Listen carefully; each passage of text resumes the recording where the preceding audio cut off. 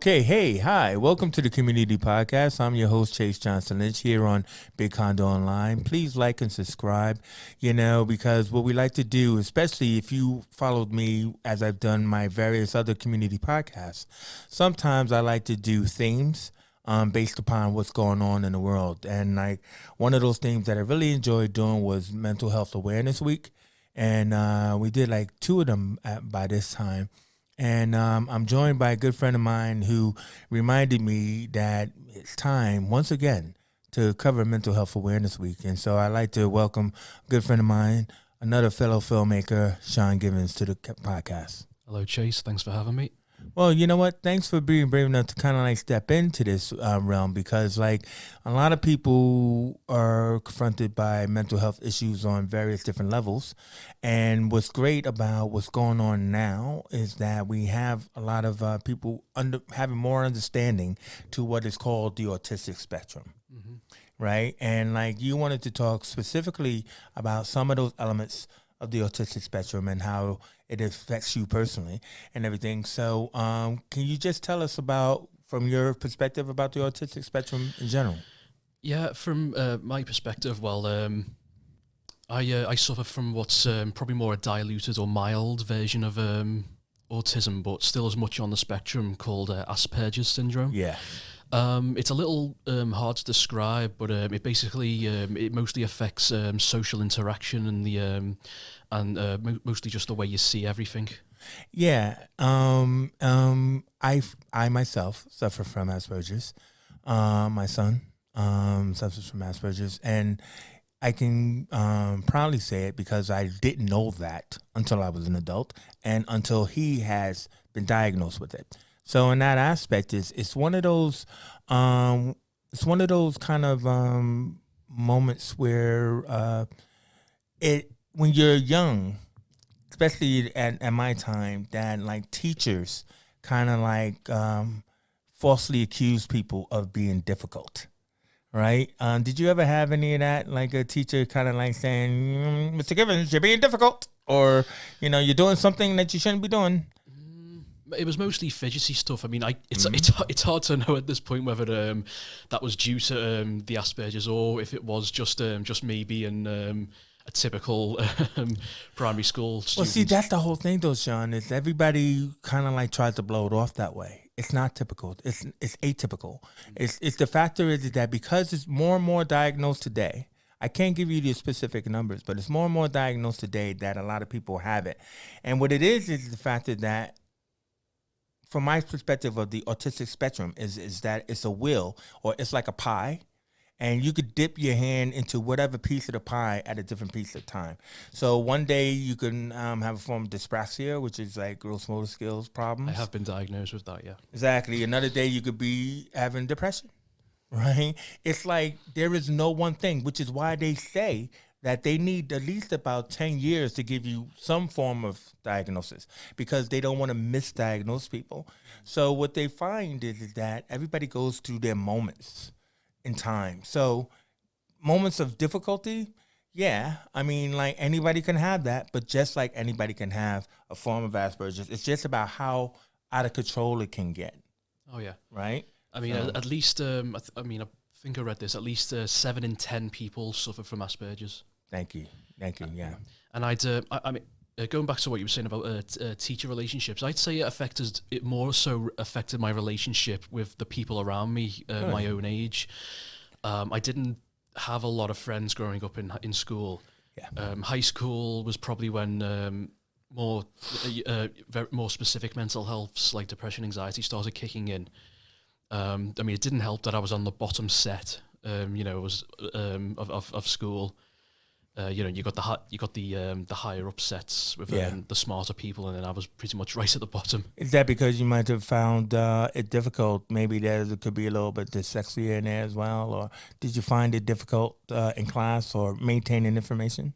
Yeah, pretty much. Yeah, I've been for a while. I thought I'd at least be in the middle set, but and then I realised later on I was actually right at the bottom. Oh, and so.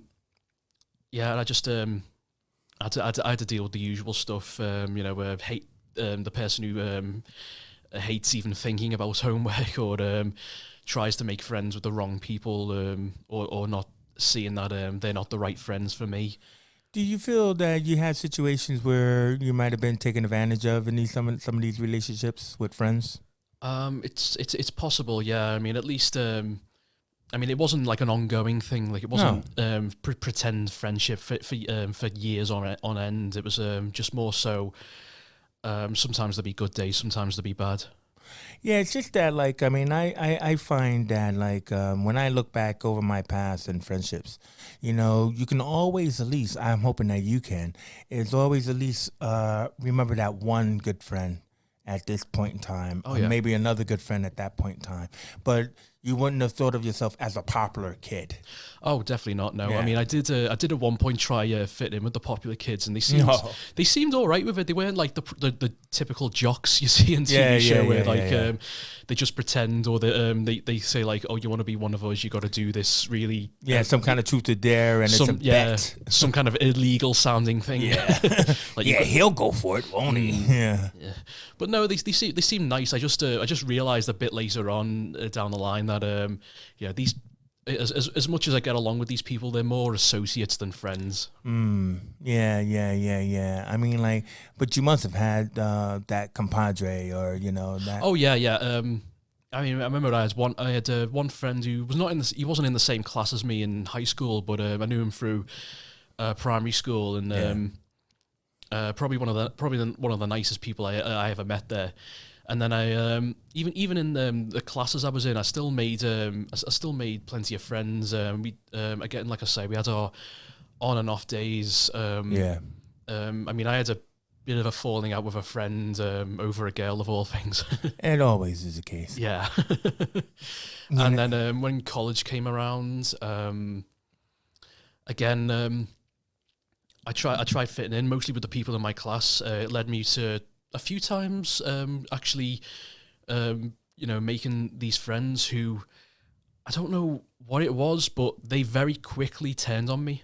I mean, years down the line, I've actually met up with a few of these people again, and they blame, like, there's the one guy who's like one of the big leaders and that, and they blame one person in particular for manipulating their moods and making them think like if he doesn't like someone, they don't like him, they can't like them either.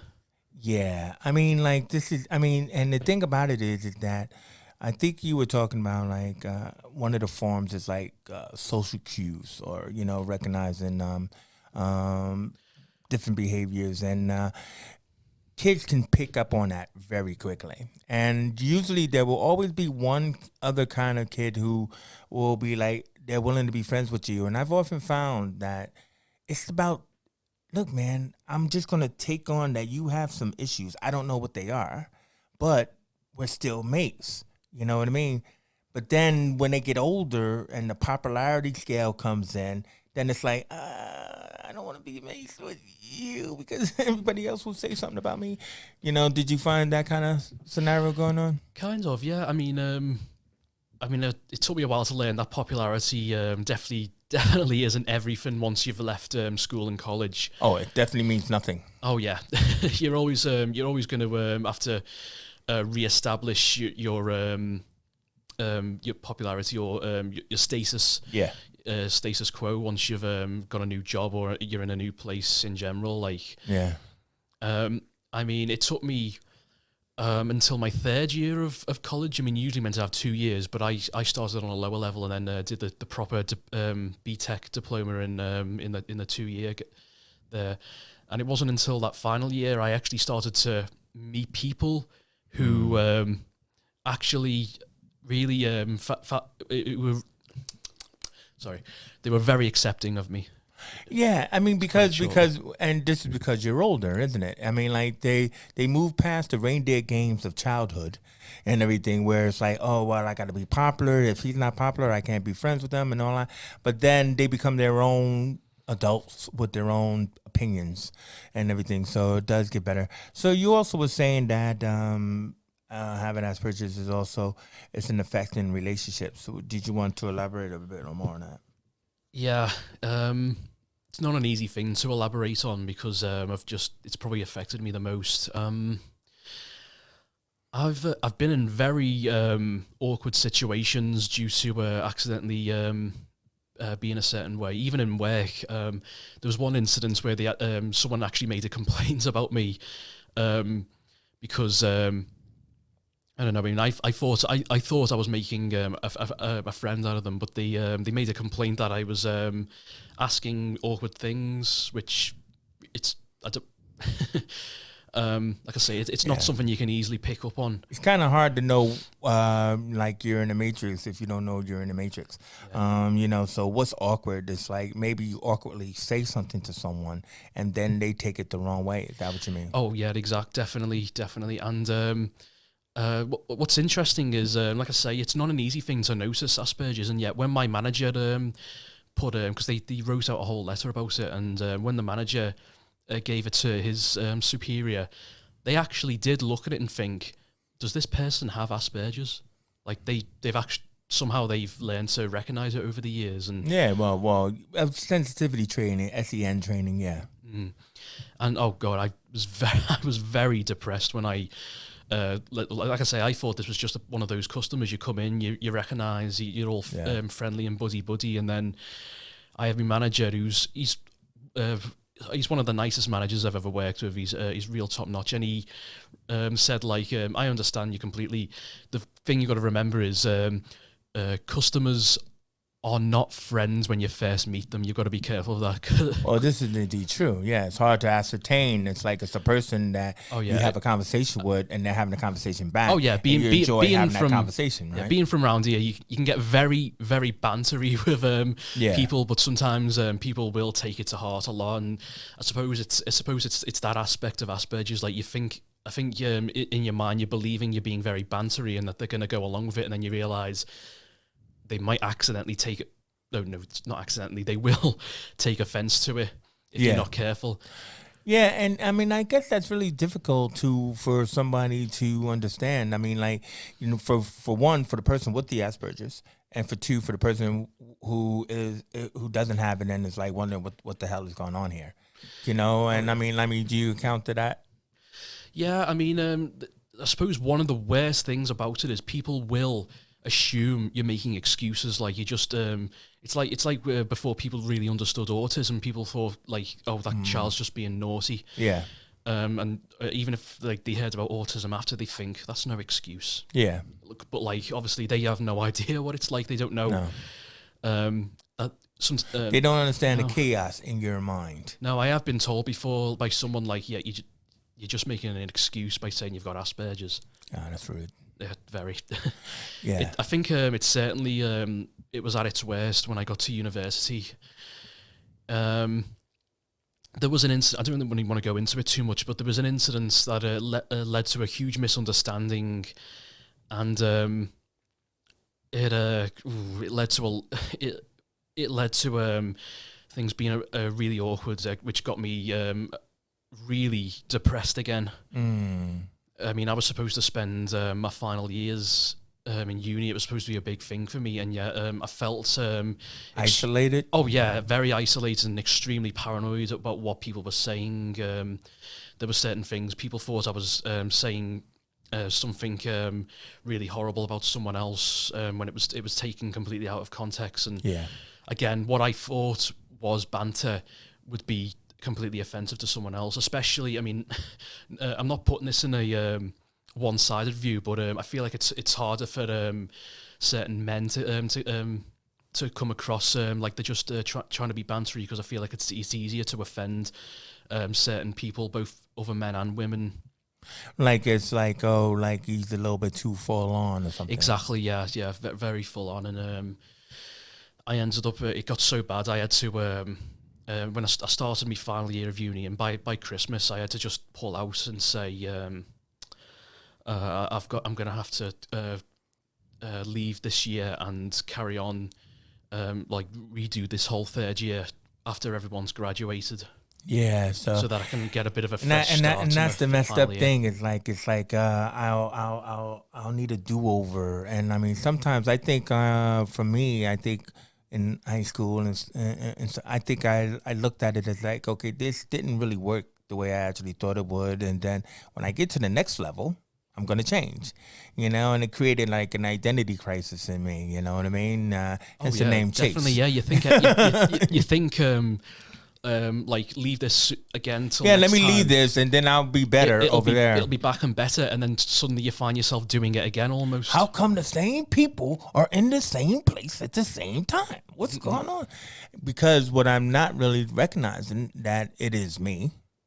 But then now you recognize that, well, if I can't control it, I think one of the things was like with my son, just a quick story there is that, he's very quiet, self-mute in that way. And like when he's trying to engage with people and like a bully was trying to like mess with him online, like on a dinner line. And then, and he was like, hey, I got aspergers and everything. And, the guy said, oh, I'm sorry, man. I'm sorry. Because he at least had some form of education. But I'm mad proud of him in that moment. I don't know, like what the situation was. But the main thing is that now that he has had a diagnosis, it was to make things easier, right? Because what the point is that you can't control the things that you were doing, right? And hopefully when people can hear this story that you're sharing very openly with us today, is in the sense that there are people who they have their own struggles, right? And please, let's all try our best to be more understanding, because it's that if dyspraxia or Asperger's or self-mutism, those are things on the spectrum that you can't control.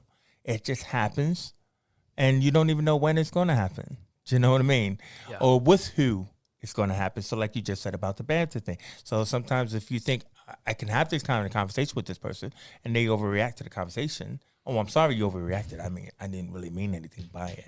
You see what I mean? Yeah, I mean, it very much got to the point where I found it really hard because about my time in college and stuff, I found myself being very apologetic around people, and in the last few years, I found myself just being so fed up of apologizing. Yes. For just being the way I am, and it's kind of affected me in general because it's almost turned me into one of those people who hates having to admit when they're wrong, and I suppose mostly because it can happen a lot. For me more than I kind of wish to admit, which is why I find it hard to apologize certainly all the time. Well, I suppose it's also that fear, because it's happened a few times. Like, it's that fear where you want to be the bigger person, but then the person you're apologizing to, it's like, I suppose it's not their fault, but you kind of get annoyed that they're not being understanding about it. They're just kind of like, yeah, well, you should be sorry. I guess I get so paranoid that it's going to come to that every single time I apologize. And well, and then you get to be that guy who's always apologizing. And the main thing is that, one, you still have to discover yourself. You're still young. You have to discover who you are going to be. And like, I will just say this as a gift of hindsight, is the fact that when you move into a world of control, like you want to be a filmmaker and a director yourself and everything like that, and when you move into a world of control, it becomes more acceptable as an adult to be an asshole. I want what I want when I want it, and I want it like this, right? And people give you allowances, whereas as you're growing into that, people still have a control over who you should be. Oh yeah, I mean, I've always thought like that has always confused me. Like, I've seen people who are absolute I don't know if I can swear on here, but dickheads, you can say it. Absolute douchebags, just complete dickheads, who will get so many people who still accept them. They'll just think he's a dickhead, but he knows, he's creative. He knows it, and it's kind of part of his charm. And yet, if I'm ever annoyed in a certain situation, people will go out of their lengths to avoid me. Yeah, but what I'm trying to tell you, because you are in the creative world, what gives me solace is to know that Einstein had dyspraxia or some form of Asperger's. I was actually doing research into this on, I've got the official childsautism.org site. Give us some hits. Oh yeah, I didn't get anything from Wikipedia, don't worry. Oh, no, but just give it, because like I said, I know that Einstein was one and everything like that. Oh yeah, it's speculated that Sir Isaac Newton had Asperger's. Even was it actual an apple that fell on his head? No, it was aspergers, right on the noggin. Yeah, Tell you, man. World's flat. No, I'm kidding. Good. Don't get me started. But yeah, even it's. I mean, I'm not surprised by this. I mean, if you've ever read into Wolfgang Amadeus Mozart, or even seen the film Amadeus. Oh yeah, you see the film. He's totally one of my favorite films, by the way. Just saying. Yeah. He was very eccentric, because it's been documented. He had such a vulgar, dirty sense of humor and a big high pitched laugh, and often people found him very eccentric about it. But he was so talented. Oh yeah, it was that creativity. That one talent that he loves so much that actually still made him more memorable than certain people today. And this is what I'm just trying to say to you, man. Like I said, it's a gift of hindsight. Is that, it's a shame what has happened, right? But what has happened. But sometimes, like we need to struggle from that to be able to advance to who we are. And you have to this is my past. I'm not going to bury it. That's just what happened. But you can't continue to let it keep you down. And that's all I'm just trying to say is that hopefully you will mold into that creative person where you don't have to be an asshole to be creative. I'm not saying that. I'm just trying to say is that you have to have a certain mindset to make shit. Right. And in that fashion is that sometimes it's oh man, I can't even be bothered. I'm like the eye of the storm and all this chaos is around me and everything. Oh, yeah. But I have to be focused like a straw through a tree in a tornado. Right. Nice. And in that aspect is that's what I'm asking you to kind of think about, because if you keep focusing on the negative of what has happened, right, you got to take on board what has happened for others.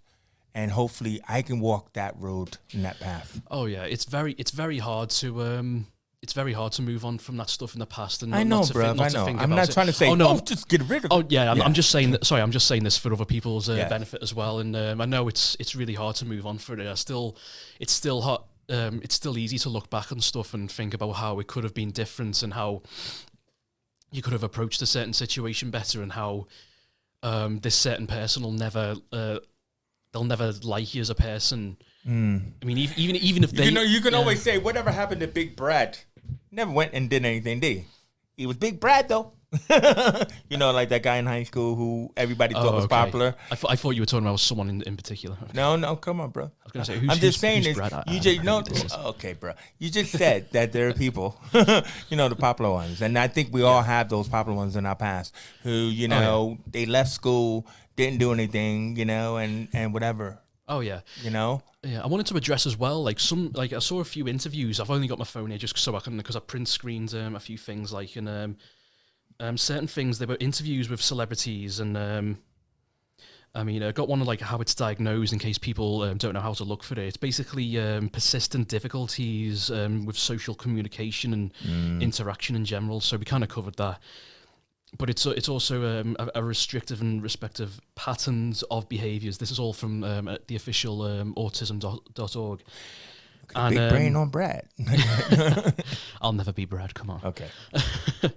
But it's certain interests and behaviours of behaviours of interests that can swap around or be very specific, and they can happen from early as childhood.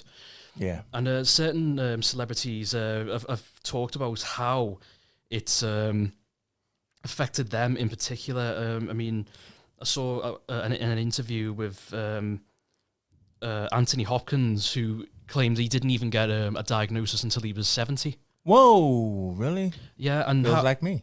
He claims he doesn't go to parties and he doesn't have many friends, but he does like people. And but this is so Hannibal Lecter here, but he likes to get inside their heads. Yeah. Just like a certain character, he plays. Yeah. And I will let you. Yeah. Yeah, but the singer-songwriter, if I can find the one I was looking for, I believe it was I can't find them now. I could have sworn I took a screenshot, but they shush. I thought I was so prepared. Anyway, But one thing, like you were saying, it's tiring. It is a tiring thing. You can find days where you are so fatigued that you don't even want to get out of bed. Yeah, and you don't want to do anything at all, and it's been hard. I mean, for me personally, one thing I can definitely say that's a big trait of it that I have is the difficulty of change. Yeah. Like, it took me several months to stop getting really anxious about being in university or being in college, coming like fresh off high school with all the same people I used to know from primary school as well. And that was a really difficult thing to do. And again, like, say like I had to move out or get a different job. Like, again, it's very very anxiety inducing, and it's a very adult move. Oh yeah, and everything, and like even travel. Like, I'd love so much to travel, but I find I get so I find to get so anxious and wound up in very unfamiliar places. Yeah. No, it definitely, and that's why you need your wingman or a wing person. Oh, you yeah. know, And honestly, I can say, like, the people I have met who've been very, in fact, they can. It's like the people, like, it goes on what people in, like, celebrities say and how it benefits them. It's their eccentric behavior that actually makes certain people love them in a way. And I think that's happened with, like, the people in my life who I could easily say I'd take a bullet for, because if I hadn't met them, like. It was literally one person in my class who introduced me to someone who introduced me to someone else. It kind of happened like that. And in fact, it wasn't even, if it wasn't for meeting them, I wouldn't have even met you and seeing all this. No, definitely, man. No, I definitely hear what you're saying and everything. So, I mean, like, there's a lot of facts and information that you brought out and everything. And I mean, like, say if somebody wanted to, like, reach out to you or whatever, are you open to, your social media handles or whatever and everything? Would you like to let people know how they can further continue the conversation? Oh yeah, I'd love to have a full group. Sort of, I can't remember the word now. Group chat? Yeah, pretty much, yeah. Okay. Sort of like a collective of people who can talk through each of these and how it's affected their lives and how how they're so understanding about it. Because, like I say, it wouldn't be hard to find them, because it does affect a huge majority of people around the world. Yeah, I mean, because basically, Facebook is just one of those things that everybody's forming groups all over the place, and that fashion is that, like, I would just like to, thank you for your honesty, and open up this conversation, not just during this week, a mental health awareness week, but also just in general. I think that when a person is vulnerable, I'm into vulnerability over masculinity, in a sense where it's like it's stronger to be vulnerable than it is to be masculine. And I think that, like, to share this is opening it up for other people to hopefully be able to share. So again, like I say, please like and subscribe, but also put some comments in the chat row when this actually comes out onto YouTube, because I usually am on there and everything, and usually I'm on there by myself. No, I'm kidding. But in that fashion, though, it's just that I think that what Shaun is bringing out here today is brave and strong for a young man of his age to just strike this as a point of contention to talk about. So I think that's brave, and I think you will be amazed to see how many people do reach out to you and stuff like that. So I would like to thank you for coming on, Shaun. Thank you for having me. And it's opening up a conversation, which I'm always all about here on the Community Podcast here at Big Condo Online. So please like and subscribe. Call to action when Shaun actually puts out that Facebook group that he didn't give us a name of. I'll post it. Yes, so you can always post it on the Big Condo Facebook page. Yeah. And I'll let you know when you're actually doing it, and I'll put it out there and everything like that. So it's all good. But okay, so I'm Chase Johnson Lynch. You've been watching the Community Podcast, and we are out of here.